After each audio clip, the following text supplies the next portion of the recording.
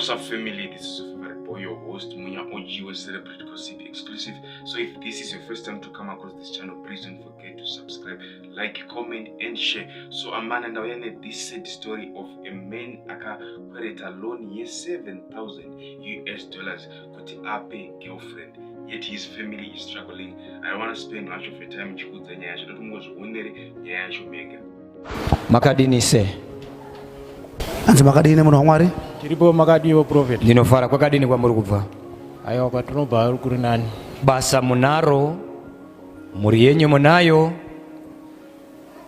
vanhu vazhinji vanowanza kuendera zvinhu izvozvo kuchechi sei imimi muri pano because ndakanditarisa basa ndaona munaro muri yenyu munayo chiri kuitika prophet ndechekuti hongu kubasa ndinoenda mari ndinoiwana asi mari kana ndichinge ndaiwana kushanda kwemari yangu chako ndokusiri kwandisiri kunatsoona mune zvakanaka vamwe vangu vandotoshanda navo vamwe vane dzimota vamwe vane dzimba asi inini dzimwe nguva totombofunga kuti pamwe pane chikwambo here chinonitorera mari kana kuti mhepo dzerudzi ndotoshushikanawo ipapapo ndosaka munoona ndiri pano kudai prophet. Haleluya, maita zvakanaka mauya.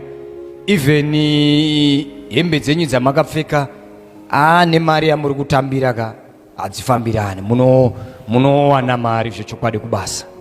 Ichokwadi prophet, munowana mari asi hapana zvechikwambo apo.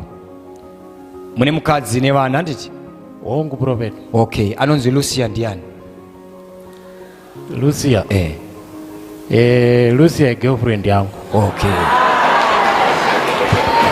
Makamupa mari musi wechipiri, Lucia. Makamupa mari musi wechipiri.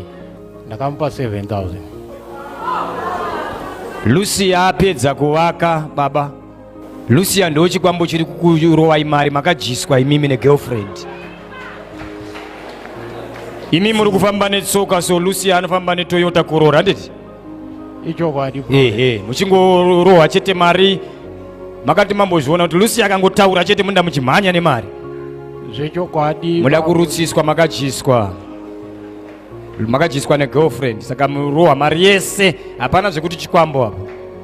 Mukadzi wenyu ndi kutomunzwira tsitsi kuti akapfeka manzoto muchiendesa iyi mari yamaendesa kuna Lucia 7,000 makatotora loan handiti? Ichokwadi. Tora loan kuti muende muno pa girlfriend. Dzimai namba dza Lucia tione mufoni.